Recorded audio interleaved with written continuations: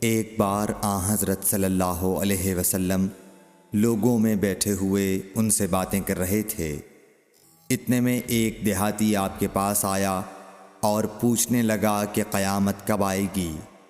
آپ صلی اللہ علیہ وسلم اپنی گفتگو میں مصروف رہے۔ بعض لوگ جو مجلس میں تھے کہنے لگے، آپ صلی اللہ علیہ وسلم نے دیہاتی کی بات سنی لیکن پسند نہیں کی، اور بعض کہنے لگے کہ نہیں، بلکہ آپ نے اس کی بات سنی ہی نہیں۔ جب آپ اپنی باتیں پوری کر چکے تو میں سمجھتا ہوں کہ آپ صلی اللہ علیہ وسلم نے یوں فرمایا، وہ قیامت کے بارے میں پوچھنے والا کہاں گیا؟ اس دیہاتی نے کہا، حضور میں موجود ہوں۔